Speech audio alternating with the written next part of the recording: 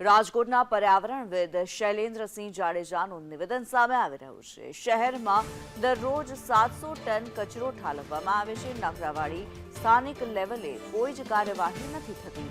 સ્થાનિક પ્રદૂષણને કારણે લોકો લડત ચલાવી રહ્યા છે। 2013થી પ્રોસેસિંગ પ્લાન્ટ બંધ છે। 7.5 લાખ ટન કચરો પડ્યો છે। મનપાને દંડ ભરવા માટે ફાઇનલ ઓર્ડર ટૂંક સમયમાં જ મળી જશે।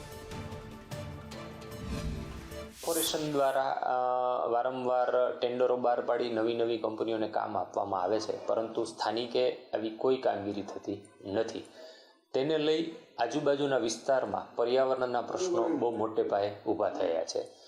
ત્યાંના જળ, જમીન અને જે પાણી છે એ બધું પ્રદૂષિત થયું છે અને તે બાબતે ગ્રામજનો અને અમે છેલ્લા 10 વર્ષથી સતત કોર્પોરેશનની સામે લડત ચલાવી રહ્યા છે। જેમ રાજકોટ શહેરને સ્વચ્છ રાખવાની ખેવના રાજકોટ મહાનગરપાલિકા કરે છે, તેમ અમે સ્થાનિકો પણ એવું ઈચ્છીએ કે જે ગામ આખા રાજકોટ શહેરનો કચરો સાચવે છે તો એની જવાબદારી રાજકોટ મહાનગરપાલિકાની છે।